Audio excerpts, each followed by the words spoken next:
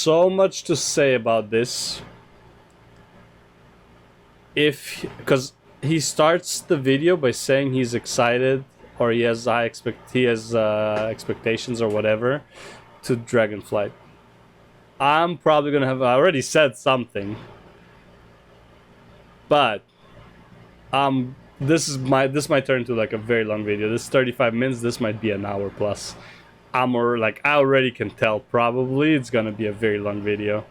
So yeah, let's see what Accolonn has. I'm not even gonna read comments. I usually read them because they're entertaining, but also to like make the video longer. I don't think there's any need to make this video any longer. So yeah, let's see what Accolonn says. Get off the copium. WoW is dying. It's been dying since Cataclysm. I mean, you're just beating a dead horse at this point. Super Sideswiper. I am looking forward to Dragonflight. I think Dragonflight has a lot of potential. I think Dragonflight can ultimately revitalize the WoW franchise. Nope. I do not believe. I believe Dragonflight is going to be another pump and dump. It's going to be another failed expansion. It's going to be another thing that we have seen before. They are not doing anything with loot.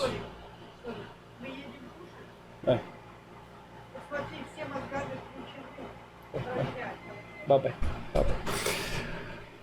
It's gonna be another bad expansion. They are not doing anything with the loot. The loot is, I would say, by far the biggest issue with the game. And until they fix the looting issue with the game is not gonna be good. Their loot system is outdated as fuck. They made the right moves with Shadowlands, with Valor. Not enough. It's just a move in the right direction. Doesn't mean they are in the positive at this point. They're just like slightly less negative. They are not fulfilling the full potential of the Valor gear. Something, funny enough, they had working in Wrath perfectly. Nightwinder, how you doing, brother? I haven't decided yet what we're doing today. We've got some Dragonflight stuff that we need to yeah, let's just talk about Dragonflight, brother. Some reaction stuff, because there's like a fucking backlog of reaction stuff that needs to happen. Buddy, story of my life. How you doing, brother? I think Dragonflight can revitalize, as I said, the franchise. But there's also fears, right? There are things that I'm not entirely sure about, but it's not so much things that's coming in Dragonflight. From my opinion, I think Blizzard is doing everything correctly in Dragonflight. That's actually one of the videos we are going to be watching today. We're going to be watching Breach, because Breach actually went through alpha and made a video about it. So I'm really looking forward to that. Grofine, how you doing, brother? I personally, that's what it is. Jesus Christ. I'm like, what's the red light? Really looking forward to the professions. I think the professions look on point. It's like communism looks great on paper too. You don't see it working in the real world. The professions are gonna be a shit show. I am foretelling this. Are they making good moves towards professions? Yes, having talents for professions, that's great. Why can you only have 2 professions in 2022? No fucking idea. Why are there few, like, I don't even know how to say the word, multiple week delay on some quests? Like, why is there time gating on quests for professions? Fuck, who knows? To make gear actually relevant, you have to farm the relevant raid, which again, on paper is fine. But if you're farming that raid, you probably don't need the gear from the profession. It wouldn't make a lot of sense now, would it?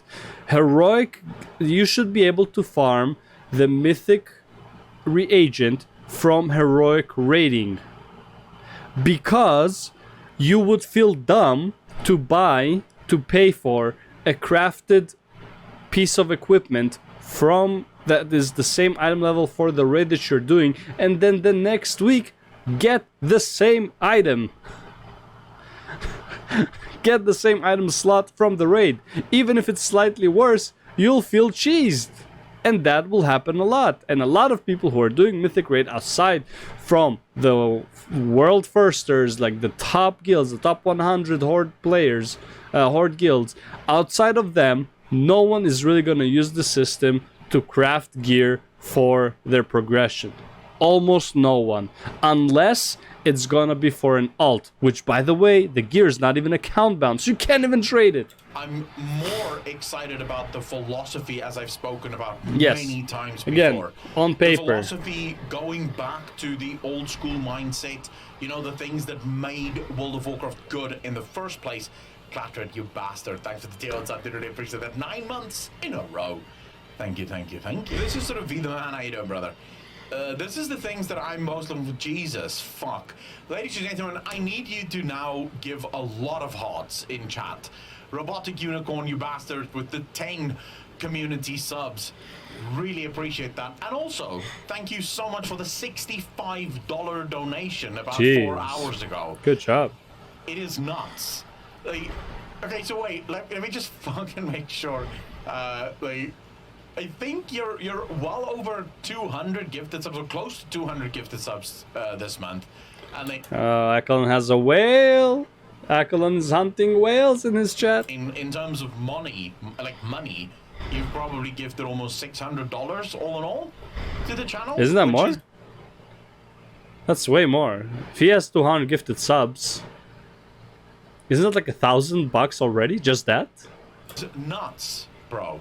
It's fucking nuts. I really appreciate it. Got a question for you. Do you think we will ever see Syndragos' archives as a Solar raid or fun. mega dungeon in 10.0 later? Later, yes. Not 10.0. 10.0's raid has already been revealed, and I don't think it has anything to do with Syndragosa. But we will almost definitely see a lot of archives, right? We're gonna see a... My God, bro. Like, as much as I like old characters from Warcraft 3, man, you better be making new fucking characters for the rest of Warcraft. Syndragos is there for this expansion as a nostalgia thing. Same with most of the dragons, by the way. They're not sticking around for next expansion. They're gonna be gone. Kind of like Khadgar came for Legion. Then where is he in BFA when we are facing an old god? Where is he in Shadowlands? Oh, well, he was in Shadowlands. He just wasn't really there with you guys, right? It's like why? You have these amazing characters. Do something with them.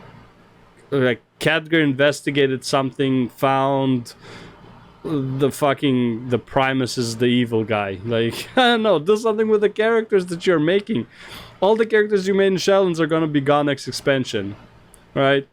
It's like all of the 4 Covenant leaders are gone next expansion. They're not interesting anymore. They're done, you know, used and abused. Pelagos, who cares, right? No one cared throughout the expansion, then became the Arbiter. It's like, what the fuck? Okay, who cares? It's over. Make good story, make good villains, make good characters, make a story, something that would last a few expansions, something that's like a struggle, a villain that keeps getting away that we are hunting. First expansion, we don't even know who he is. Some shit is happening and we are just catching up to fix that shit, but we are not even able to get to the root cause. It will only take us 2-3 expansions to get to the root cause, which is the final boss, but till then we're just investigating and figuring out and averting catastrophes, some shit like that. It's not even like fucking rocket science. Just make it interesting. A lot of the collections of stuff. Blizzard would be missing an opportunity if they didn't.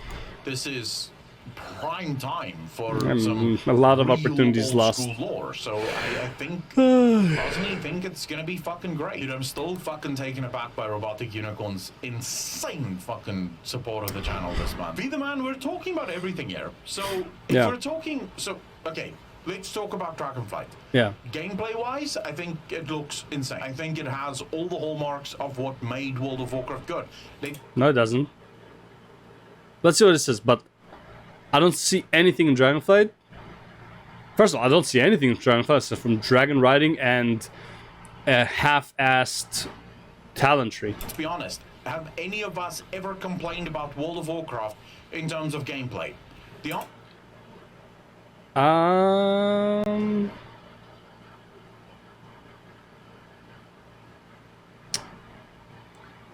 In terms of gameplay, have we complained about World of Warcraft?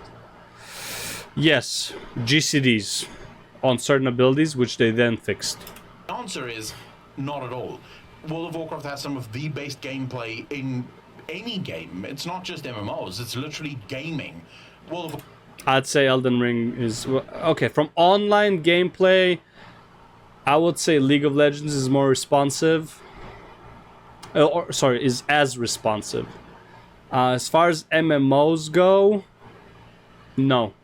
I think as far as MMORPGs go, and I don't know, Lost Ark is kind of close, but Lost Ark is an MMORPG, so it's a bit different, right? Well, it's hard to say, but yeah, it's still pretty much there. Dungeons and raids, it's gonna be as good as it's always been. Excuse me? As good as it's always been? Or as bad as it's always been? Honestly, again, Legion dungeons up to Cohen were fantastic. Post Cohen, almost all dungeons were shit. I liked very select few dungeons in BFA. I like very select few dungeons in Shadowlands. Right? I like the other side. I think is a fun dungeon overall. Tirna Sith is interesting overall. Necrotic Wake wasn't bad. Necrotic Wake was fine. And the last one is fuck,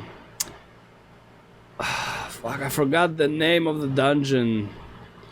The one with the arena at the end with the snake boss. I find that to be decently fun. Everything else kind of like poo-poo. Plague Falls was dog shit. I hated the Ascension, whatever it was called. Spires of Ascension. I didn't like that at all. And the boss was literally just like the copy pasta from Karazhan's. Like, who cares? What else? What's going on with my internet, though? Holy hell, man. My stream is dying. Oh, my lord. Which is what other dungeons do we have? I hated the epic, like the big dungeon that they added in 9.1. Garbage fucking dungeon. Hated it with a passion. In my opinion, one of the worst dungeons they've ever made. I really hate Streets, and the other one, just dog shit dungeon overall. Only one of the bosses was kind of interesting, the one with the teleports. Everything else is kind of like fucking dog shit. I really didn't like it. What are the other dungeons there? I'm missing like 2, I believe. Necrotic Wake I didn't like too much. It was okay. What's the other one? Ravendreath dungeons. What were they? Oh, both Ravendreath dungeons I didn't like. One was just like the hallways were too small. The other one, the trash was so fucking annoying. Also, you had to run back and forth. It's just like an annoying design. But yeah, anyways, let's keep going. Usually fucking perfect. So I think Dungeons and Raids is gonna be great. Excuse me, say that again, Accolonn? And all of that is still continuing. Dungeons and Raids, it's gonna be as good as it's always been, which is usually fucking perfect. So what are you talking about? Dungeon and Raids being perfect? Forget Dungeon for a second. Raids being perfect? Bro, this guy's been snorting the copium. He's not even smoking it anymore. He's been snorting the fuck out of the copium. Raids being perfect. Are you fucking kidding me? There's like 3 bosses per raid that are good. Everything else is either too much of a joke or too much of a pain in the ass to deal with. I think Dungeons and Raids are going to be great. The things where World of Warcraft Dragonflight has the opportunity now to shine is in the philosophical changes that they're undergoing. Partly, I agree. One of my biggest fears, but also one of my biggest excitements, is the new casual mindset philosophy that Blizzard have taken in. The problem has God, what's going on with my internet, though? Holy fuck, man. Connect, you piece of shit. Quickly, let me just quickly finish this thought, because I am gonna forget if I don't. The new philosophy, the casual philosophy, why it scares me. Yeah. Why? It is not obvious to me that you can change philosophy from one moment to the next instantly. Can't. Of course not. This is true whether you're making YouTube videos, whether you're doing live streams, or if you're playing video games or making video games. Philosophy is sort of something that can take a really long time to develop. So I'll give you guys an example of this. As a streamer, right? As a streamer, I started my career as a gameplay streamer. That's how I started. The very first year of streams was literally me playing video games, right? I was playing at the time a lot of PUBG, a lot of what was the other one called? Call of Duty. You know, that's the sort of the games that I was playing, and it was doing well. We eventually went up to almost 150 viewers on YouTube with those streams, and people were having a lot of fun. Then I came to Twitch, and on Twitch, I did a little bit of gameplay for a short amount of time, and then I actually decided, and actually I didn't even make a decision. We would start the streams sort of chatting like we do now. Which normal, those yeah. Chat moments at first was like half an hour, maybe an hour, and then we would start playing games, and it just became longer and longer and longer. It was eventually, you know, almost 3 hours of the entire 6-hour I feel like stream that's would fine. just be me chatting, until eventually it just became me chatting. It makes really shitty YouTube content, yeah, but like as far as stream content, I think that's pretty much what you're looking for, because like you just like the people watching you are like expecting interaction, I'm assuming, so I don't really see a problem with that, but yeah. I wouldn't say his philosophy changed, I would say the stream's goal changed. I don't know if his philosophy actually changed. And it took a while for people to get used to that. Like, a lot of people weren't all that happy about me just chatting, because they had joined the stream for, yes, I agree, obviously, gameplay. Now they're getting just chatting stuff, and yeah. I'm also not that good at the just chatting stuff. I'm only getting started. It's a brand new genre. I think you're okay. Something that you... Oh, here it is. Here it is. This is that connection issue I was talking about. Let me tell you. Alright, let's put it on the other connection. Because for some reason this one doesn't disconnect. This one always does. I don't know. It's weird. But this would mean that the stream is gonna be doggy, doggy, doggy, doggy. Oh my lord, please. You have to sort of adapt to quite physically and mentally. Hello? Jesus Christ. This is gonna be a longer video than I thought because of connection issues. Look at that shit.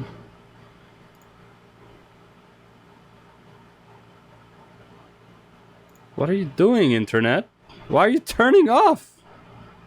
What are you doing? Holy shit, it just like...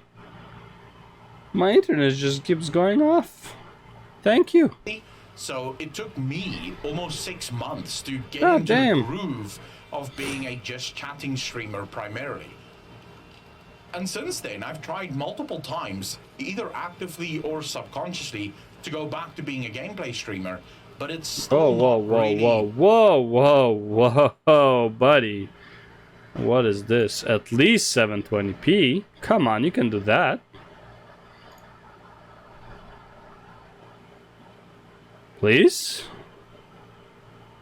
Pretty please.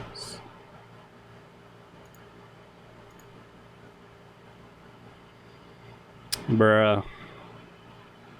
What shize is this? I have to... This is the funniest thing with my internet. When there's extreme weather of any kind, heat or cold, or like instead of raining, it's storming, and shit like that, it would do this shit.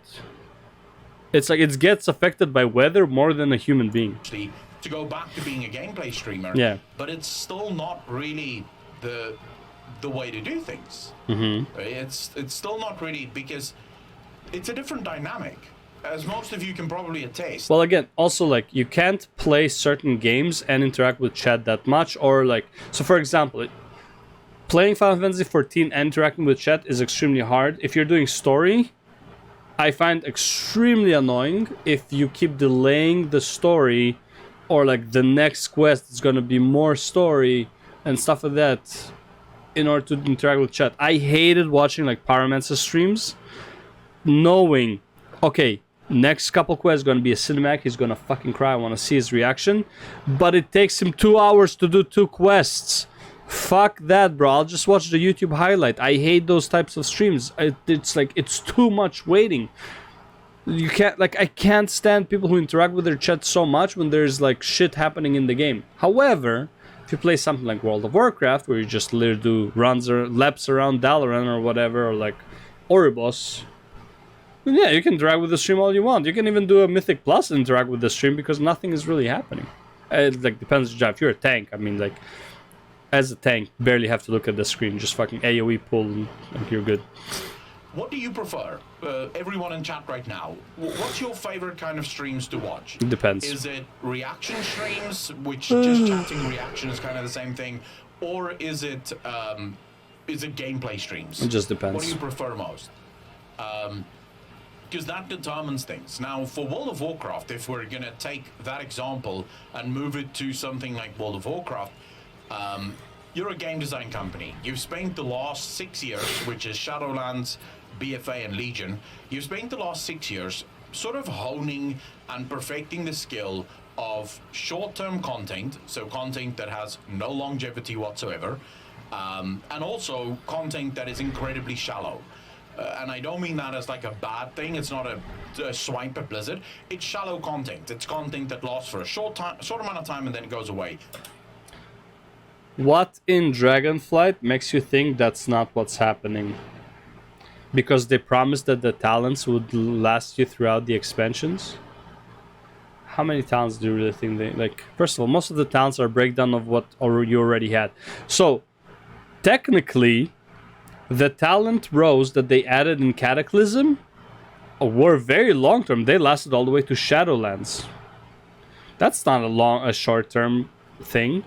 Saying that the talent system is gonna take over for the, you know, the external power systems, that's a fucking lie. The talent system is just slightly revamped. It's gonna be pretty much the same.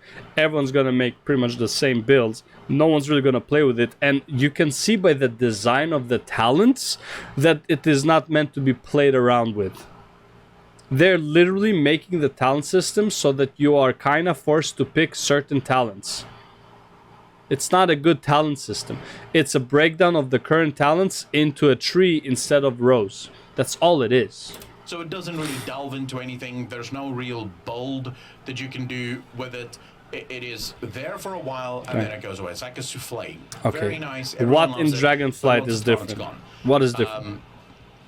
So you've perfected that. Everyone in your company have been doing that. That's how you've designed games. It hasn't worked.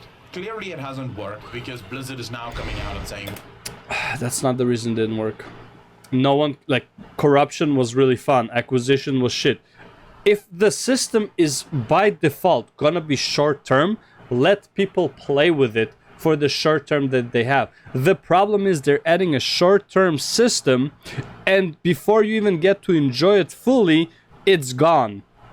The acquisition of these systems is like 99% of the problem, not the system themselves. Corruption, fucking fantastic system. You know what sucks about corruption? Good luck getting the corruptions you want. Because there's a weekly or semi-weekly fucking merchant rotation. Like, why? Makes no fucking sense. Wait, we're gonna change things around. We're gonna go back to the more long-form type of content, back to the more, you know, like, future content view. Which one? Everything we add must have a future. I'm not entirely sure if you just switch that, flip that. Where is your proof aside from them saying that with it? That's what they said about the talent tree. Talent tree was already long-term. Talents were not the short-term systems. So, what are you talking about? That switch. I don't think you just wake up one day and go, okay, never mind, fuck it. Here we go. I'm now making longevity games, and not have that be quite the learning curve.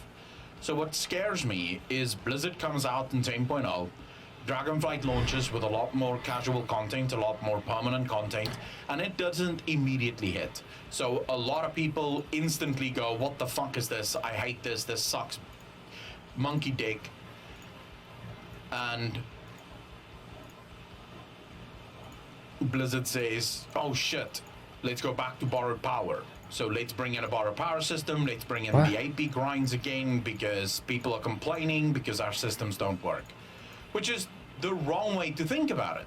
Because the right way to think about it is to realize that, hey, why are people complaining? Again, the AP system worked. You know when the AP system worked? When you could almost instantly get to 54 with Legion artifacts. That's when it worked. You know what didn't work? Having to fucking grind out world quests every fucking day before Mythic Raid came out in order to try and get to artifact 54. That's what didn't work. Again, the systems are fine. The acquisition for the systems are shit. This is what they need to work on. About the casual content, let's fix the casual content and make it fun. Let's make the things fun for players. But if you're... Where do you see that? Where in Dragonflight do you see this philosophy of making stuff fun for players? Really afraid, and I think Blizzard is in a world now where they are truly afraid. They've been losing money for a really long time. Things have not been going well. There's a lot of people that is very unhappy with World of Warcraft. So they might be on the desperate side of things. And desperation is never a good idea because desperation leads to stupid decisions. I know as a content creator, there's been many times that I have been desperate for growth and then I do stupid things, right? You start thinking to yourself, oh my god, I just need to upload more content. It doesn't matter how good or bad the content is, as long as it's more, that's all that matters. And you very quickly realize, why are the people not watching, right? Where's the people? I say, well, they would Seem to work for a builder. watch if your content was good, but because you're trying to get more content, it's worse content, so not everyone's fucking watching. But it's still, the more content you make, like, the algorithm will start, like, even if, like, if you have 2 amazing videos out of 10, let's say, those 2 will promote your other 8, even though they're shit, and people will not necessarily watch them, but they will, like, look into it for at least a few minutes to see if the content you're making is good enough. Also, if the content is shit for 35 minutes, like this video, I'm not saying that the video is shit. I actually am really enjoying this video. But if, like, let's say you make a video with shit content for 35 minutes, yeah, people are not going to be happy. They're probably not going to watch your videos again. But if you make a 5-minute shit video, I don't think anyone would care too much. Oh my god, let's just talk shit about one game. But that's just, what do you mean? Blizzard has historically had an issue of overcorrecting in WoW. I like that Ian admitted defeat around the race to world first. It's dumb to design for that. I agree with you.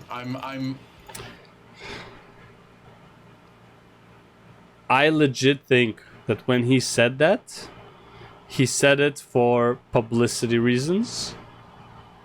I don't think they actively design raids for world first to take a fucking month. I think they design raids hard to nerf it later because they cannot balance it on the first time. This is one of the reasons I'm... There was one, I don't remember when, I believe it was also Ian during Legion or something.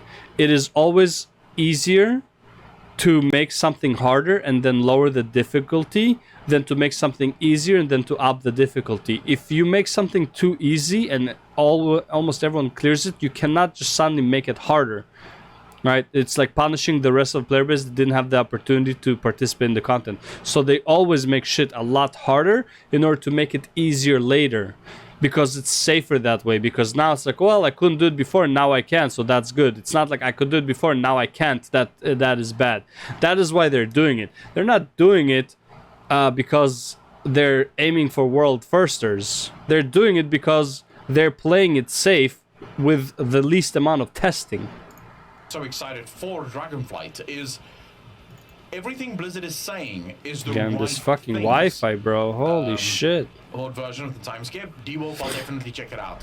Thank you very much. Really appreciate that. Everything Blizzard is saying is, in my opinion, the right things. And I don't mean the same way that it was in Shadowlands. Really? Because in You sure? Shadowlands and in BFA, the things that Blizzard were saying were...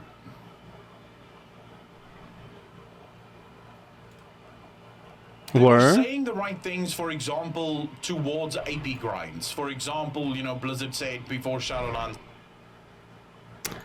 Bro, this fucking internet, man. Holy fuck. Give me a second. Jesus Christ. What's wrong?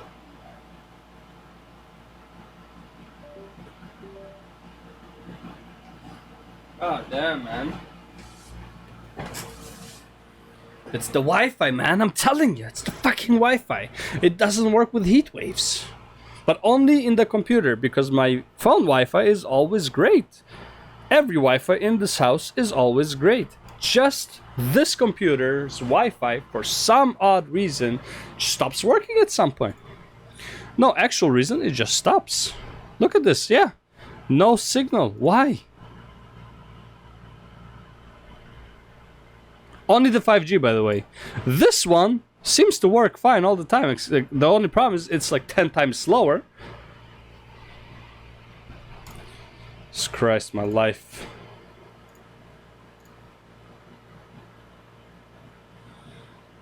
We want there to be an AP grind, but we don't want it to be as heavy as it was in BFA. So we think that grinds are Or good. Legion. We think that you should have goals and stuff that you're grinding towards, but we want to make it better than it was in BFA. And then Blizzard would say things like, we really like the Azerite system, but what we hated about the Azerite system is the fact that people felt so forced to change all the time. So we're going to make changes to make sure that you don't have to change as much. They were saying the right things based on the complaints that people had, but they were still not really addressing the original complaints that people had, which was, we don't actually like the Azerite system, we don't actually like the AP grind system, we don't actually like these things.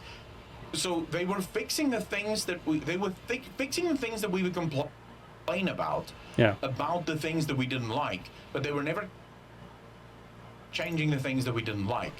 I think a lot of people missed Ian's admittance of they failed. I saw it. I saw it. Sepulchre of the First Ones, in their opinion, was a giant failure because they tried to make a raid that would be so hard that it would actually provide a challenge to World First Guilds. That's not why they made it. That's what That's what he's supposed to say. What else is he gonna say? We fucked up. We made it too hard. For no reason? No, they made it too hard for no reason because they can later on nerf it. They didn't make it too hard for first world raiders. Okay, oh my god, I can't. I already talked about this. I can't. Trying to go out of their way to wage this weird war on the World First Guilds, which is, they were trying to compete with the World First Guilds in saying, let's make the raids really difficult so that they get enough time to stream and get enough time for the World First races and really build that space. Okay, let's put in perspective. I don't believe that that's the reason, but let's say that that is the reason. That means that the WoW devs don't care about 99.8% of their player base. Because if they have a quarter of a brain, they know that 99.9% of the players are not at the level or at the accessibility to these raids as much as the world first raiders. No one has that much gold. What, it was like 50 million gold spent or 60 million gold spent on like BOEs, as well as like split runs. They would literally pay people like 500,000 gold per split run, as long as they give the loot to the limit or echo raider. All this shit, no one else has the accessibility to do this. You really think Blizzard WoW development was like, yeah, I think this is a good idea, let's focus on making this raid hard for world first raiders? Bullshit. You cannot seriously think they're that dumb to say it. The only thing is they can use that as an excuse to say, oh yeah, this was our mistake because we want to make the the race to world first a bit longer and harder for them because we really want to push them to the limits. Yes, they only think about these guys, of course. If they want to do that, they would let the World First Raiders do the raid before it is released to the public on a private beta server. If anything, that's what they would do. But they're not doing that. If they really cared about the World First Raiders, they would put them on the test servers. They would give them heroic raid loot. They would separate them from the rest of fucking WoW society and let them compete World First Race separately. You could register your team. You have infinite time to do it. The raid is released, let's say, I don't know, January 1st. You can start the raid in October. And everyone can watch it before they can even do the raid. And they can see the strategies. And then they will tune it for everyone else. The internal testing would be by World First Raiders. And the World First Raiders will tell the devs how difficult the raid is and what they should nerf. And the devs can see where would be the biggest problems for the raid. But they're not doing that. They don't give a shit about World First Raiders. And they cannot be that stupid to think that's like, oh, we just want to make it harder for World First Raiders. No, they make it hard on purpose so they can nerf it later to make players feel good. But you know what? It doesn't feel good. Because the people who already achieved it are not happy about it. And the people who cannot achieve it will be like, well, let's just wait for the patch to nerf this because there's no point doing this now. So we'll just keep farming week by week. We killed 5 of the bosses easily. The 6th boss is pretty much impossible. Pending a fucking nerf, might as well farm the 5 bosses week after week until the nerf comes in. Nerf comes in, boom, you finish that boss. Right? It does not feel good. And Blizzard finally knows it, but they can't admit to that because that means a more serious fuck up than them just being stupid. It's like if you go to a workplace, right? And like if you're fucking up, and it's like you tell them, it's like, yeah, I know I fucked up, but I thought it would be okay anyways. That would get you fired. But if you say it's like, I fucked up? What do you mean I fucked up? I'm so sorry. I'm gonna fix it right away. Because it's better to pretend to be a fucking idiot than to actually fuck up. And what happened? A lot of World First guilds ended up quitting. They were like, oh my god, no. Yeah, no shit. This is just horrendous. This is really fucking horrible.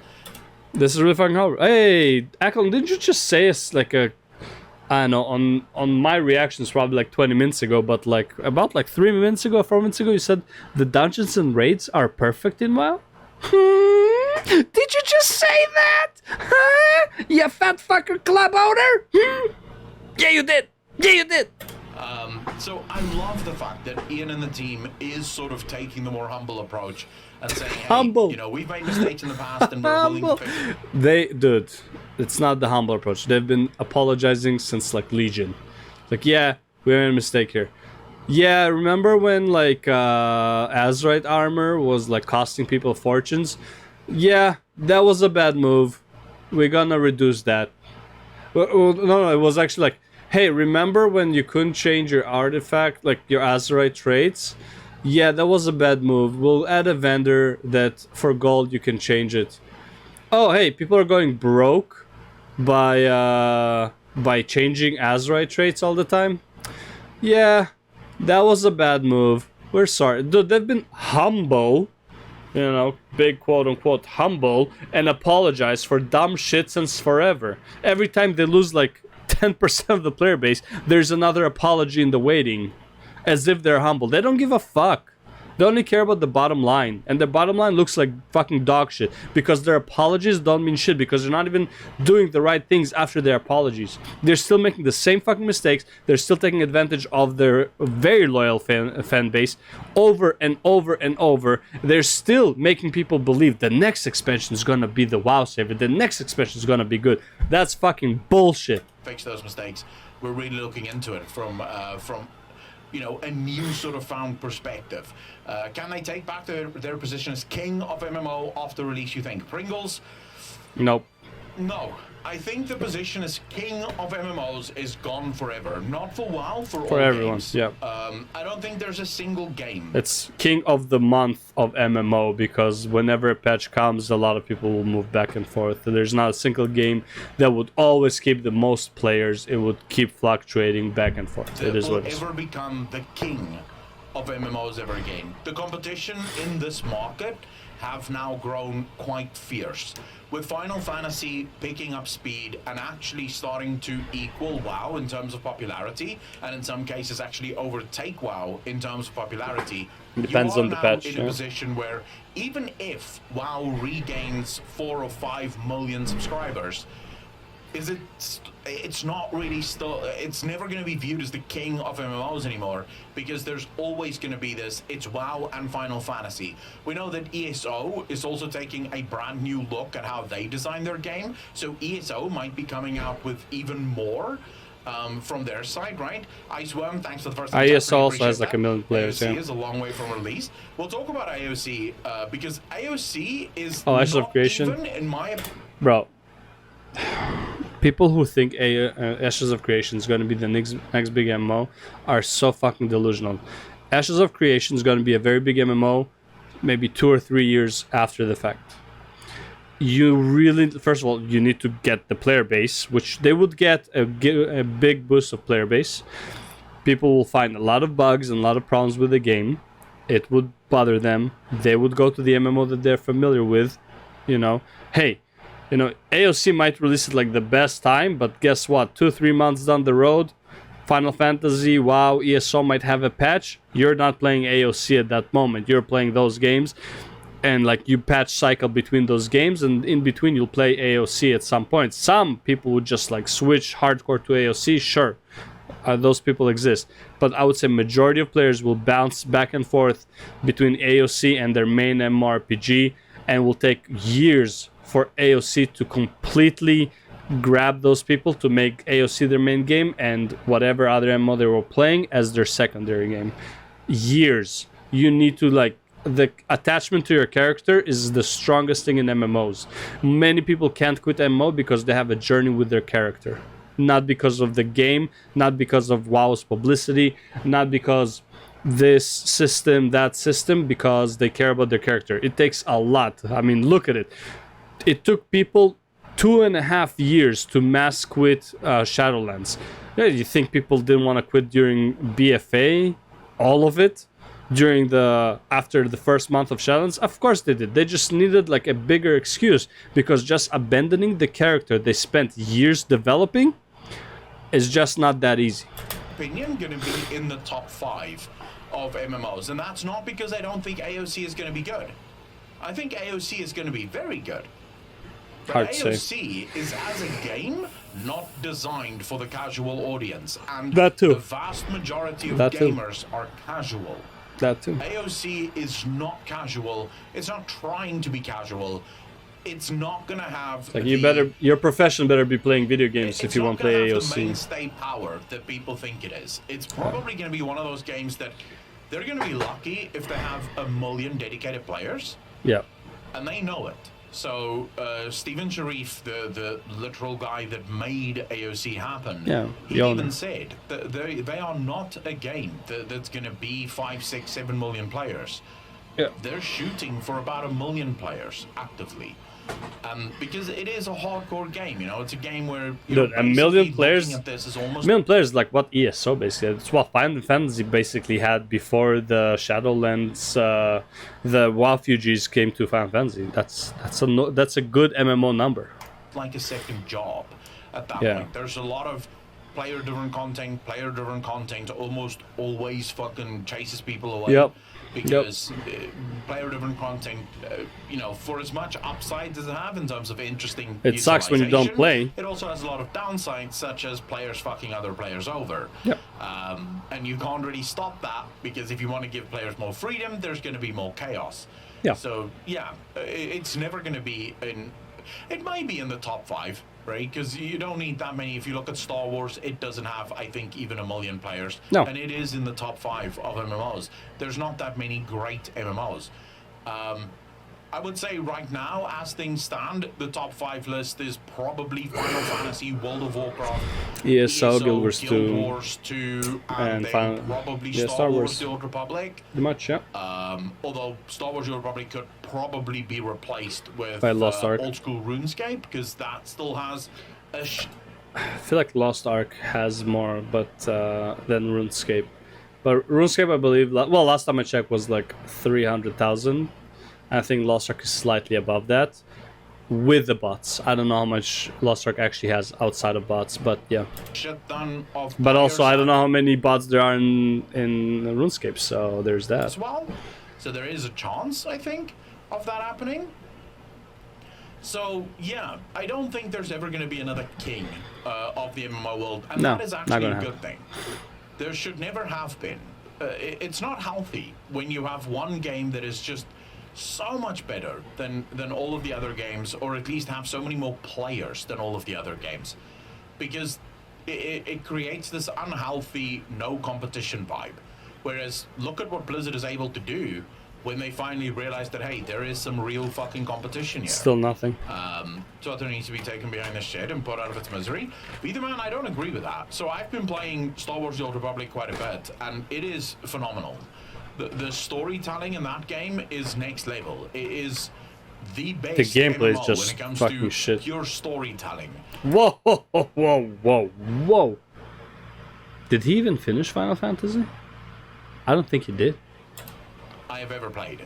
You get to make decisions that actually matter, that actually change shit. It is a phenomenal game. The thing where Star Wars: The Old Republic fucking blows ass is in gameplay. Yeah, It just gameplay is plays fucking dog shit. miserably. You Yeah. do not feel like a Jedi. You do not feel like, you know, you're actually powerful and wielding powerful magics and the Force and shit like that. It's more just, you know. Yeah. The gameplay sucks. I did a dungeon not long ago in Star Wars: The Old Republic, and I wanted to kill myself. Like, the dungeons are so terrible. Just nothing makes a lot of sense in the dungeons. So, what actually agree. happens in New World is dead. I mean, define dead. Under Yeah, I 100,000 would players. say New World is pretty dead. Yeah. Yeah. It has under 100,000 players, I basically. think, yes. I think if Dragonflight does all the things that I think it will do, then it is going to be a true... Like, what? They didn't give you any details of Dragonflight. The only thing you got for so far is Dragonflying and the revamped talents, which are also pretty much the same talents, just in tree form instead of like rows. Like, that's like, you got nothing so far. Dragonflight gave you absolutely nothing. Dragonflying is cool, don't get me wrong, but it's a gimmick that will run its course within a week or two. true competitor to Final Fantasy, and vice versa. Final Fantasy will be a true competitor to WoW, which means both will probably get better. It's the only MMO I've played, and I don't think I would vibe with the WoW. Nightwinder, which one is the only one you played? Star Wars: The Old Republic. What actually happened in New World? Okay, so New World is one of those games where they had grand beliefs in things that they may be able to do, and they ended up failing on almost all of them. How you doing? Speedy, how you doing? You can't. I believe you still can't swim in New World. You're a fucking sailor, and you walk underwater. You can't swim. You think Steve Denuser will make the story better for Dragonflight? No. We will see. I can't really No. comment on that. Thing is, like, as much as I want to blame Steve Denuser, it's like, I am 99% sure, even if you can write the most amazing story, the way WoW tells stories, just like how they make the game, you cannot do that. You just can't make the story in the game. You know how, like, you make the story in the game good? The questing experience, like the leveling experience, is the story.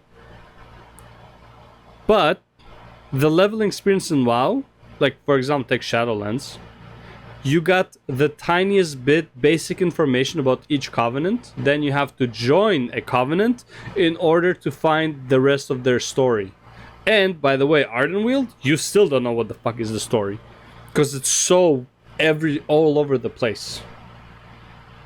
Because I have my opinions about Steve Denuser, and they have changed quite a bit. Yeah. So this is his last chance to fucking prove me wrong in terms of. I hate that actually sentence, think he man. is and what he actually does. For It's World his of last Warcraft. chance. His last chance. Give me a break, man. So the problem with New World, insofar as Though, it's sort of though, as far as Accolonn goes, I'm totally fine. When Towley said like Shadowlands was like, you know, killing the last remaining memory of Afarsabi, and Dragonflight is Denuser's baby, I was like, bro, there's so much, like, oh my god, like I cannot watch Towley and just not want to pull hairs. You know, like his opinion of WoW is the most irrelevant opinion in my opinion at this point, because like it's so biased. It's like so biased. It's kind of like how I am biased against it, but at least I know I'm biased. He's biased and doesn't even realize he's biased. He's like the shill of the shills for WoW. He's like the king shill. I just can't stand watching Towley talking about WoW. It's like how much hope he has. It's like Towley should literally be like, they should have a picture of Towley in the Blizzard offices and say, see this guy? He is God. Okay? He loves us so much. It's kind of like how God loves all of his children. This is how much Towley loves Blizzard and WoW. It's like so bad. Holy fuck. pertains to the MMO discussion. New World again trying to be way too hardcore and yet not offer people anything to do with their hardcore mantra. I mean, so again, they were really going off New World just got released 2 years too early. Let's be real. to this player-driven experience where players would drive much of the old end-game story. And as it turns out, that doesn't really work. New World is a car that was thrown to the market, but they forgot to properly screw up all of the screws in the car. So it does drive, but the longer you drive, the more the car falls apart. And that's New World for you. New World has a phenomenal atmosphere. I love the graphics. I love being in the game. Yeah. The professions are so much fun. No, they're not. They're not. The professions are all gathering. I mean, yeah, there's crafting, but it's like they're... I saw the videos of people that just like spend hours just like, man, I just like just skinning and just like cutting wood. It's like, bro, how are you enjoying this? Fishing, literally fishing in New World. I've spent hours fishing in New World. Just fishing, just because it's fun. I don't make anything with a fish. I just fucking catch them. How? How is it fun? How are you playing a game without a purpose? Like, I get it's like, oh, well, I'm playing it for fun. But it's like, yes, but the fun comes from the purpose of what you're playing, you know? It's like, you can play League of Legends for fun, try different builds, try weird shit, suicide bomb enemies. You don't care about, like, winning or losing is not the fun, but it's like something you do in the game is fun. But it's like, what is the purpose of the fishing? If you're not doing anything with it, what is the fun? Just sitting there and fishing? Why don't you just go, like, for the 8 hours you spend fishing, 1 hour to drive to a fishing location, 6 hours you can spend fishing, and 1 hour to drive back. Why would you do that in the game? And by the way, I hate fishing in real life. That's why I'm saying, like, why don't you just do it in the game? Like, I don't understand. The end game is incredibly Has to be a boring. purpose. And I mean, like, mind-numbingly boring. Yep. Because it's the same loops over and over again. And also, I feel like where they failed, probably more than anything else, is they were trying to shoot for this almost Dark Soul-esque kind of combat system. But they didn't. While their mobs don't really enable that kind of gameplay. CCS, how you doing, brother? Thanks for the prime sub, really appreciate it. 21 months in a row. Thank you, thank you, thank you. You're far too kind, bro. That's what I do in Raft, fishing for hours and barbecue then. Oh my god, I've wanted to play Raft for a while actually. Will you ever come back to WoW? I remember the time you dropped the game during Agrimar. So Speedy, yes, that's literally what we were talking about just now. Someone asked in chat if I'm excited for Sideswiper actually. Asked in chat if I'm excited for Dragonflight, and the answer is yes. I am actually very excited for Dragonflight. Oh god. So I will be coming back for Dragonflight. I will probably never be back to playing a game like I used to do in the past. See, this is the problem I have with him saying he's excited. That means he set his expectations too high. You cannot be excited for something and have low expectations. Right? So his expectations for Dragonflight are already too high because he's excited for it. Because he's expecting something to be excited. I have so many games that I like playing and so many games that I enjoy playing that there's just no point in me saying, okay, I'm gonna no life World of Warcraft again. Yeah. So I'll be back, I'll play the story, I'll do the in-game stuff as much as I can, and then I'll leave and I'll go play something else, you know? Sure, go for it. I want to play Final Fantasy, which means I can't play Final Fantasy Hardcore, but I can also not really play World of Warcraft Hardcore. So I'd play both. I still want to finish Star Wars The Old Republic, so that's going to have to be played as well. Depends how addictive dragon riding is. Robotic Unicorn, I don't see myself ever allowing myself to get that addicted to one game again. I don't think so. I would prefer to just play many different games and have fun that way. There's so many games in the world, why the fuck do you want to limit yourself to just one? Why not? If it's a good game. What is the point? Because it's a good game. Even if... Coming from... What is the point? Coming from the guy who fished for hours in New World for no purpose, what is the point? He likes it. You made the claim that Final Fantasy is the greatest game in the history of the world, right? Sure, yeah. You can't tell me that there aren't other games that is just as fucking good, if not better, at different things. I'm sure, yeah. You know, so yes, maybe Final Fantasy 14 is a great MMO. Again, just because there are aspects of something in Final Fantasy that is better. Sorry, there's because, like, let's say dungeons, right? Dungeons are better in WoW than they are in Final Fantasy. Like, if you say that, right? But just because of that one aspect doesn't make World of Warcraft a better game, right? Just because, you know, what do you call that stupid island game that chicks like? Hello Kitty Island, I don't know, whatever it's called. The island game, whatever. Just because, let's say, housing there is more extravagant than Final Fantasy, which I don't know if it is, I'm just saying, doesn't make that a better game. Right? It's like, yeah, he can easily say Final Fantasy is the best game, but it doesn't have the best dungeons, right? As a whole, as a game, it is, but it's like dungeons are better in the other game, but everything outside of that dungeons, you know, it's like, let's say, take WoW for example. Everything outside of dungeons in WoW is worse than in Final Fantasy. You know, so overall, Final Fantasy is a better game. Again, I'm not saying that is a fact or whatever. I'm not saying that's my opinion. I'm just using that as an example to compare. What about all the other amazing games that you can get on Steam? But why? Will scratch different itches, right? They will. Each and every one of them is going to scratch a different itch. You want some story stuff? Go play God of War. Go play Cyberpunk. Go play Witcher 3. Not really. Dude, as much as I like Witcher 3 story, the only real reason you like Witcher 3 story is because you read the books. And I would say Final Fantasy story is better than the Witcher story.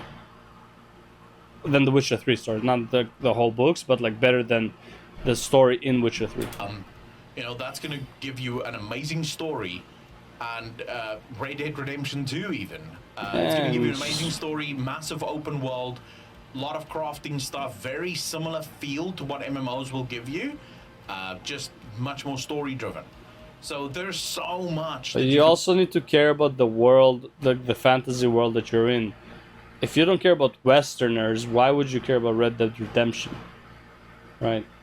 The thing is, WoW doesn't even give you that feeling of fantasy that it used to. The magic of the dragons, the magic of the undead, the magic of magic overall. You don't get that from WoW anymore. it really sucks. You just don't get that feeling anymore, because now you got to know the dragons. They're not mystical anymore. You even got to see Accolonn, in a sense, through like Tyrande, and you're like, well, she's not mystified anymore, right? Like, WoW killed its own wonder and mysteriousness by introducing you to the mysterious characters. You can fucking play. Like, I don't think you should have ever met the dragon leaders. To that extent, I don't think you should have met the dragon leaders. You should have been working your ass off from some random ass dragons in random places just to see a shadow of one of the leaders saying something to the dragon to tell you. But no, you're just fucking like, yeah, let's just do a full raid with these dragon aspects and then take away their immortality because, you know, whatever. But now we're gonna make them aspects again because the moon is shining. SPB, yes, they have aims So and weird. MMOs don't, but that is also their strength. That is also their strength. And I realize a lot of people don't see it that way. But when a game has an ending, the story can be so much better. Whereas if there's no end, the story can sometimes become a bit of a drag. And you can also do pretty much anything with power level. So the Witcher books didn't really have an ending. Like, they did, but they didn't. Because it was kind of like, it's a very open ending, kind of like... spoiler alert, Witcher books, but like, Geralt and Yennefer... Well, Geralt was stabbed by a fucking pitchfork or whatever. And then also Yennefer got stabbed by something. Ciri came, saved them in a sense, they were dying, sent them on a boat, as into like the afterlives, but they woke up on an island. So are they in the afterlife together on that island, or are they alive on that island? Kind of like, that's what Witcher 1 basically made them alive, but like in the book it's kind of like an open ending, so it wasn't really much of an ending. Because you know that the game will end, so people can be literally as powerful as they want to be, or as powerful as you want to make them. Sure. What's going on? Will WoW tell the important part of the story in the game, or will it be in the goddamn books? Is the real issue in it. It's gonna be neither. The books. Like neither. There's literally no discussion about that. There's no reason Everyone to knows. even threat about that. Yep. The books are obviously coming in game. World of Warcraft is very clearly positioning themselves now as a company that they release books. They are a book publisher as much as they are a game publisher. Yeah. And if you want the story, you're gonna have to read the books as well as play the game. Nah, just watch a YouTube There's a video. part of me that understands why they do it that way. So Iceworm, it already is. The books, the World of Warcraft books are fantastic. Most of them, not all, but most of them are fantastic. Look, I've been thinking BFA about one this a was lot. garbage. Because I'm like you guys, I fucking loathe the fact that the story is in the books and not in the game. Yeah. I would have preferred if the story was absolutely 100% in the game. Here's the problem. The backstory is in the books. The story of the expansion is in the game, but it's such a shitty story that it doesn't make sense because the backstory is in the books. But if you read the backstory, sometimes the game story would also not make sense to you, because why the hell did it turn to this direction? For example, take the BFA, the Between Legion and BFA book, where Sylvanas burns the tree. How she convinced Sourfang to go to war. All that stuff made you feel like Sylvanas is just thinking ahead into the future. What would happen when she's no longer war chief? What if the next war chief is gonna be weaker? What if if it's like you won't be able, because right now the reason she basically burned the tree and like want to get the Night Elves off of the continent is because she won the continent only for the Horde, so they won't be as easily invaded by the Alliance later on when she's not in power. That's what she used to make Saurfang join her in her cause. But they turned into some bullshit Shadowlands souls feeding fiasco. That's not even what the book was about, though. Right? And then the other stuff that was happening on the Eastern Kingdoms with Tyrellian, with Valyria, and with Jaina, which had absolutely nothing to do with the expansion moving forward. No, sorry, that was even later. That was like the other book. That scratch that. That is like the second book, right? The whole burning of the tree, like everything that led to that war.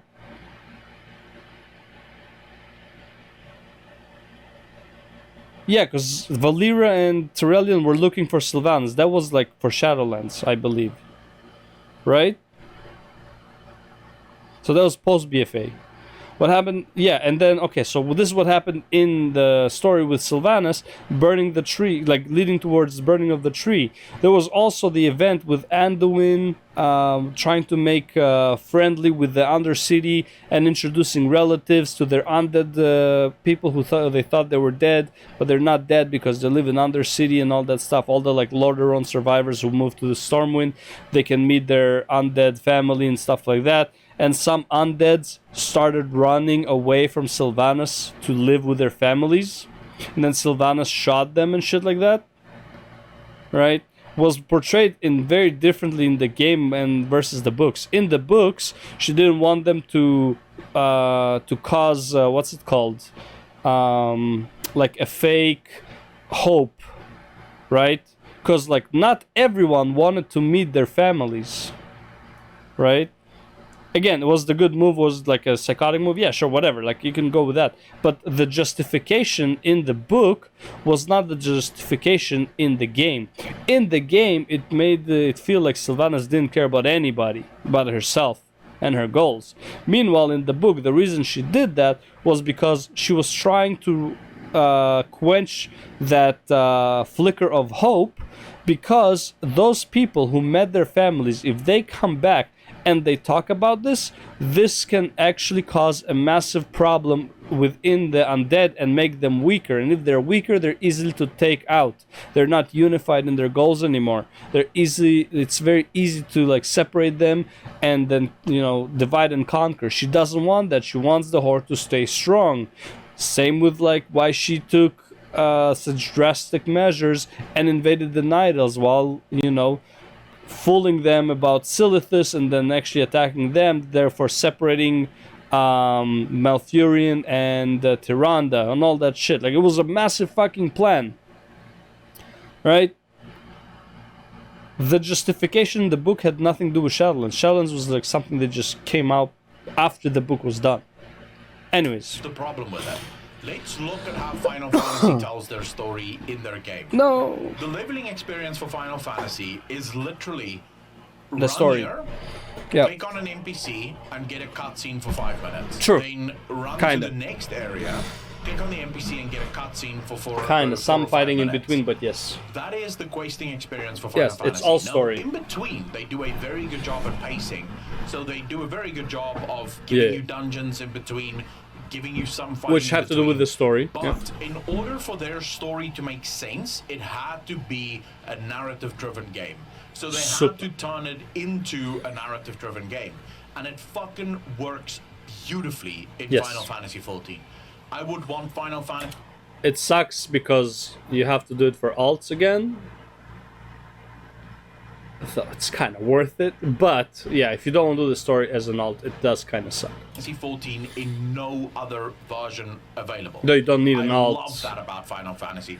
Really? In fact, I would hate Final Fantasy if it had the same quest design as World of Warcraft. Oh, 100%. Because that's not what I want from Final Fantasy.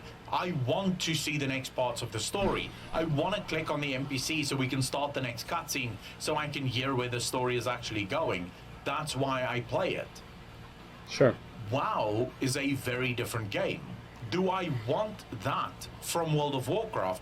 And the answer is almost 100% no, because World of Warcraft scratches a different itch for me. In World of Warcraft, the quote-unquote mindless questing I don't want a very direct, crazy story from World of Warcraft, the same type that Final Fantasy is. I want big, bad, massive fucking fights, but I want another Sargeras. I want that evil in the dark that is always there, that you know is there, that is a threat, but it's not an immediate threat. But the stuff he's causing makes you deal with shit that you have to deal with before you face him. Like you work your way up the tower of difficulties throughout your WoW life to get to that final boss. And let me tell you, Legion was such a disappointment because you never actually got to that final boss. It kind of got defeated for you. Not even defeated, it was like locked away. Whatever. But again, he was supposed to be so fucking powerful that there's no way you could defeat him. Here's the thing though. Do you remember what they said in Shadowlands? Well, the jailer is a Sargeras level threat. A Sargeras plus. Or a Pantheon plus plus. Or some shit like that type of threat. Bro, was a fucking joke. What are you talking about? You killed him without even any special powers. Like, what? It's like you had the 5 other Pantheons helping you with just like a half-beat ass fucking whatever his name was, the last boss of Antorus. Forgot his name for the life of me. Kill me, I don't remember his name. And that guy can't even hold a candle to Sargeras. Sargeras can probably be like, pooh, aim away. Like, just fucking spit on him and he would like turn to ash. That's how strong Sargeras was. And you're telling me the jailers are on the same level? Fuck off. Is actually cathartic. It is somewhat fun when you're just mindlessly going through and doing the quests, because you don't really need to pay attention, because ultimately what they say in those quests don't quite matter.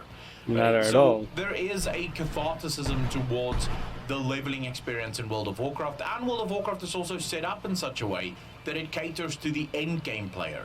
It doesn't want you to spend too much time on the leveling. It wants you to get to end game so that you can start doing the dungeons, the raids, the dragon riding, the professions, and whatever else they're going to be cooking up.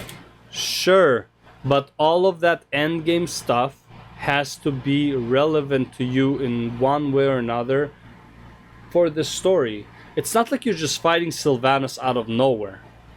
You know, it's like Sylvanas has some story behind her, to the point where it's like, honestly, they did Sylvanas wrong. They should have built her up as a villain for way longer than just like end of BFA, kind of middle of BFA to mostly end of BFA, right? Sylvanas was done very dirty to be a final boss of a raid. For us in Dragonflight, we already know that they're Story-wise, thinking about bringing the Mage Tower back. They're thinking about bringing Torghast back. So we're probably going to end up with a lot of activities in the end game, bringing Torghast back. So we're probably wait. It wants you to get to end game so that you can start doing the dungeons, the raids, the dragon riding, the professions, and whatever else they're going to be. Dungeon raid, dragon riding, yeah, okay, that so like, yeah, and professions. So it's like one new system and professions, yeah. Be cooking up for us in Dragonflight. We already know that they're thinking about bringing the Mage Tower. They're not. They're doing something similar to Mage Tower, but not the Mage Tower. They're not bringing that back. They're thinking about bringing... I don't think there was any... I haven't heard anything about Torghast, but maybe I missed that interview, but I haven't heard about a Torghast anything. Torghast back. So we're probably going to end up with a lot of activities in the end game to do. And that's perfect. That's what World of Warcraft was designed for. God. The two cannot mix, but now you have a problem. World of Warcraft really wants to focus on their story. They really want to tell their story. Do they though? I don't feel like they do. Like really, I don't feel like they do. Because for the most part, it has a very good story. The quest design, though, in World of Warcraft does not lend itself to good storytelling. You can't really tell a good story in World of Warcraft thanks to the way the quests are designed, and also thanks to the kind of player that plays the game. I don't agree with that. The dragon... What is the name of that place in Wrath of the Lich King? The middle place, Dragon something. Dragonblight. The Dragonblight story, the one that had to do with the dragons, all the way up to the burning of the current Lich King, Bolvar, all the way up to that, was a good story. Overall, it was a good story. It told it fine. You understood everything you need to understand. You knew everything about those, why the undead were there, blowing shit up with poison, right? All, like, a lot of the pieces came together perfectly at the Wrathgate. So I don't agree with him when he says that they can. The cinematic for that burning, oh my god, bro, you felt it. It was such a good fucking story. And this was like a level 73 zone. You were like, that zone just made it so you're gonna have expectations for the rest of the expansion. Unfortunately, not fulfilled with most of it, but yeah, you had a good, like, yeah, Dragonblight was an amazing story overall. Like, you got to deal with the orcs, you got the humans, you got the dragons, you got the Wrathgate, you got the undead. After the undead thing, you had the invasion on Undercity. Come on, man. Don't tell me you can't make a good story in WoW based on how it is. Of course you can. Because, again, we have to look at who plays World of Warcraft. The vast majority of World of Warcraft players do not give a fuck about the story. They do not care. Because they have been educated not to. They don't even know what a good story is because they haven't had one since basically Dragonblight. About the story. They want to get to in-game so they can do dungeons and raids. Those of us that do care about the story, sure, but should you ruin the game for a lot of people just because you want to make sure that the story is in the game? It doesn't have to be in the game. It has to be congruent with what you know from the game or from the books or from both.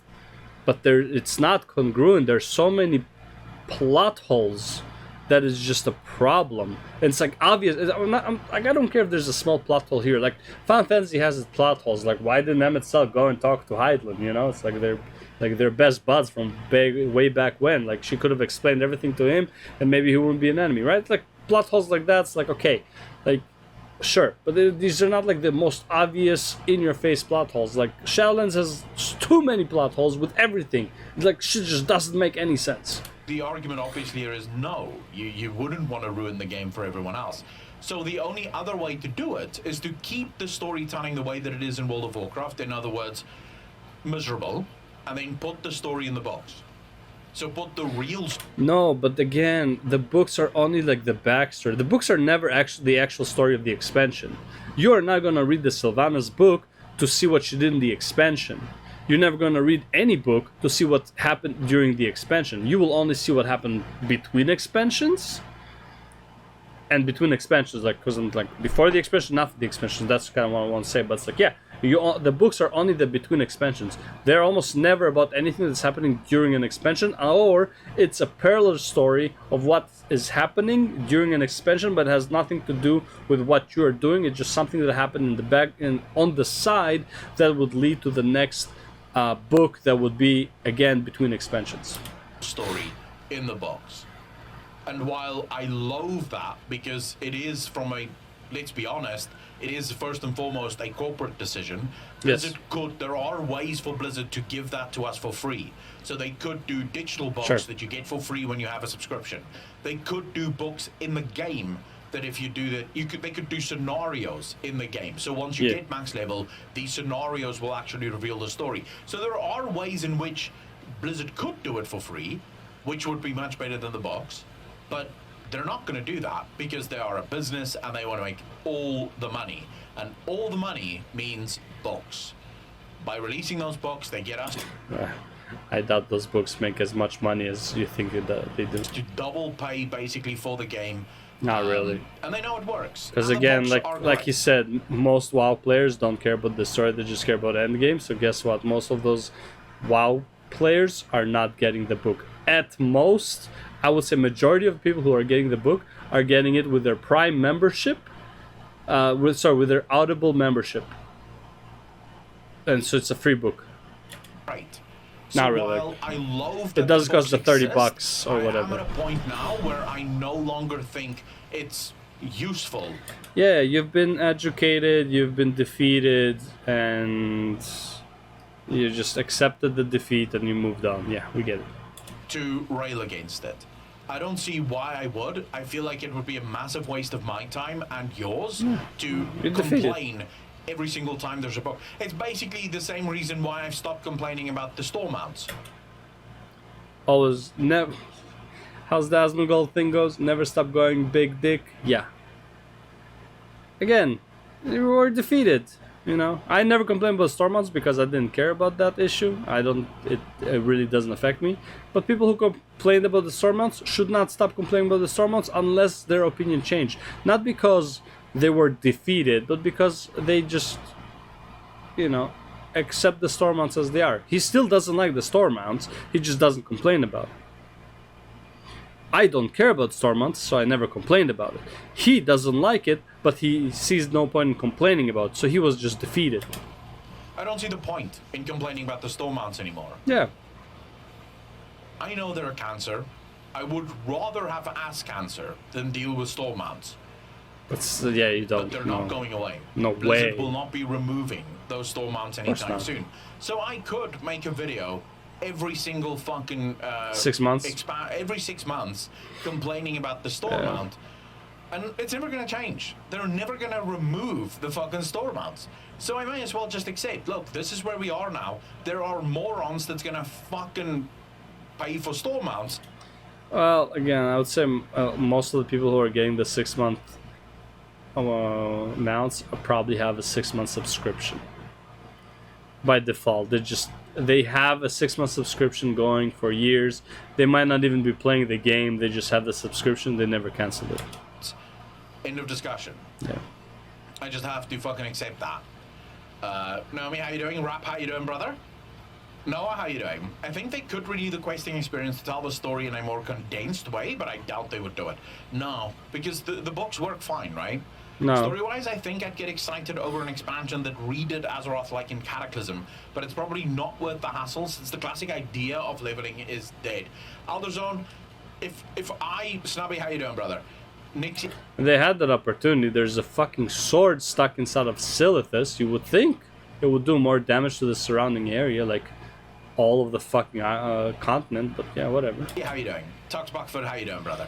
If I were in charge of the game design for Blizzard Entertainment, I would 100% focus on the story, because there are other ways of actually fixing this.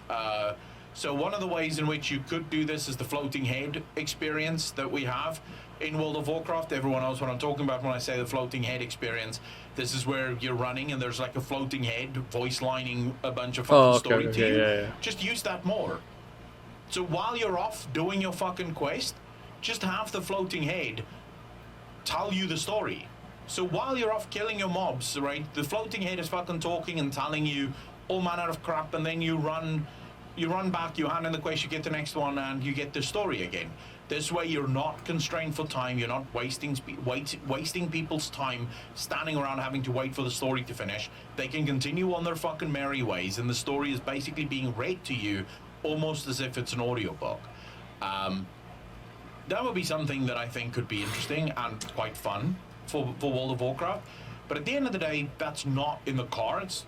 Blizzard isn't going to do that because they make so much money off of their books. I highly doubt they make that much money on the books. I think they actually might even be losing money on the books.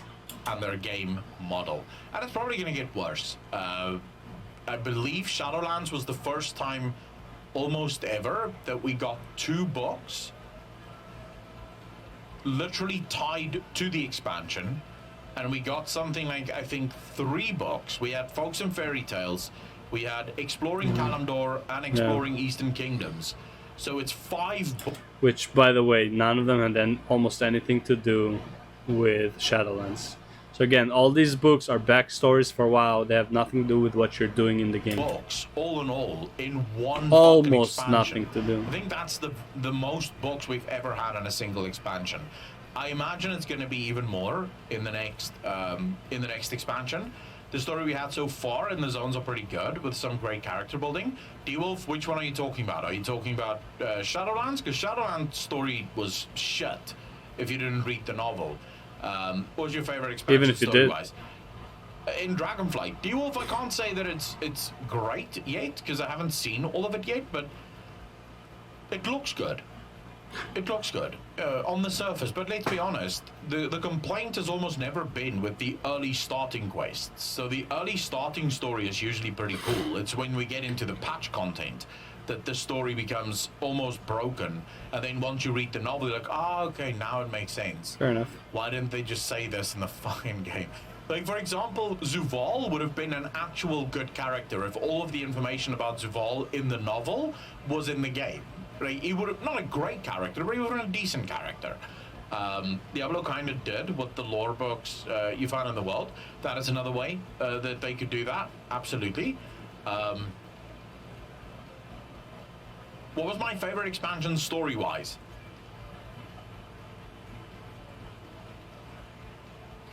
That's so easy, though.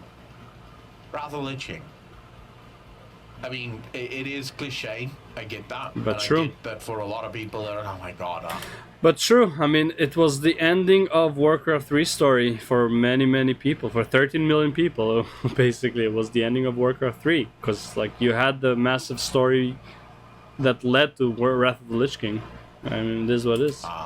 But I loved World of Warcraft because of Warcraft 1, 2, and 3. Yeah. So, obviously, seeing the culmination of Warcraft 1, 2, and 3 in Wrath, seeing all of the stories that led up to this moment was just a very emotional moment. And this is what pisses me off the most. Why haven't they made... So, that's it. Wrath is done. You want to go for Cataclysm? Go for Rebuild the World, whatever. Make a story about the dragons going into Old Gods for the next 5 expansions. Easily. You can easily do that. Go through all the dragon aspects, helping out dragons. You're not even dealing with the aspects yet. You're just dealing with like other dragons that are under the aspects, and you're helping them deal with the bullshit that has been caused because of Deathwing. And last boss of the expansion doesn't even have to be Deathwing. Could have been Sinestra. Right, and then you move on, and it's like the last boss of that expansion is Deathwing. Like after Cataclysm, you'd have an expansion that would be Deathwing. However, you find out when you kill Deathwing, it wasn't even him at all. It was the fucking Old Gods. And then the next expansion, you go into Old God shit, and you go into like the Void Realm or like whatever it was, like the Nyalotha, right? You go into there, but the next expansion is when you fight what's his name? The Zoth. There's like, you could easily build that shit to like make a whole massive story. So Cataclysm would literally culminate the story for the next 5 expansions, which is 10 years by the way, leading off to a massive fight against that huge ass fucking Old God. Obviously I wish the fight was a bit better, but whatever, that's what you're building up towards, right? 4 or 5 expansions leading up to a massive fight with the Old Gods. Now you beat the Old Gods, listen. Remember those asshole Legion? Boom, Legion hits, right? It's like you defeat the Old Gods. Well, listen, you might have defeated one Void God, but there are Void Lords out there, and Sargeras is fucking scared shitless. So you go, and Sargeras is fucking invading the world again.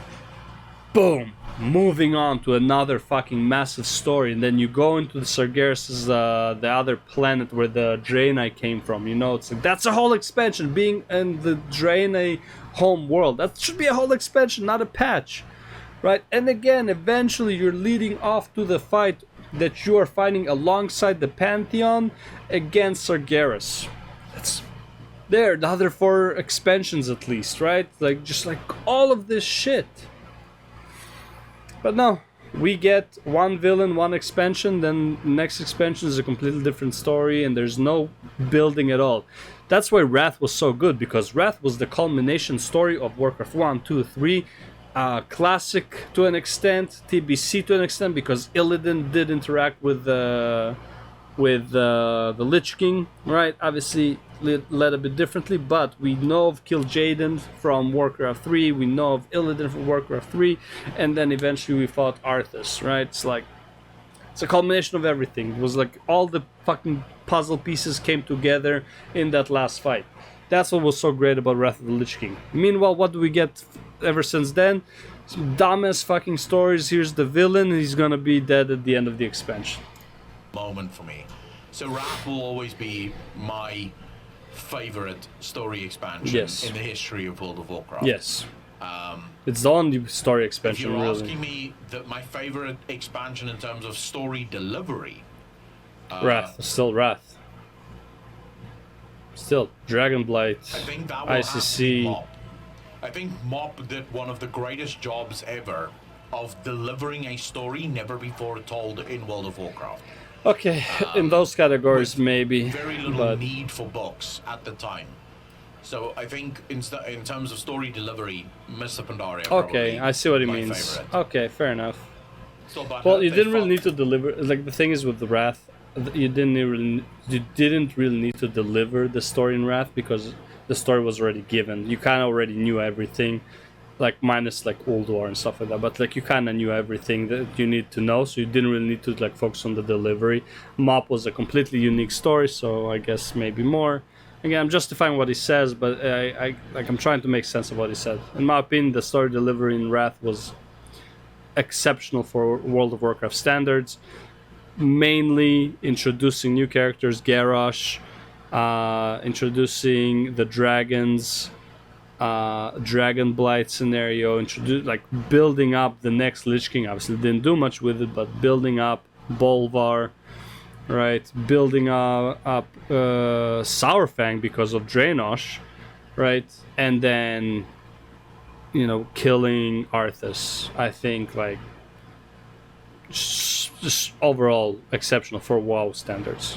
The Kel story with demons, so Wrath of the Lich King, standalone story, Mop was superior. The base expansion, every zone, every quest was in some way tied to the Lich King and how he has affected everything. Yes. Not to mention many quests showed Arthur's fall, for those that hadn't played Warcraft 3. Yes. I think it was an incredible expansion. Yes. I do agree with that. One-time deal though. I'm not gonna play it again, obviously. But yeah, anyways, that's the video. As I said, I'm not gonna react to the comments because, as you can see, a 30-minute video turned to an hour and 30. But again, we had internet issues and stuff like that. But yeah, that's basically my reaction. This video, I'm gonna call it probably Accolonn. What the fuck are you talking about?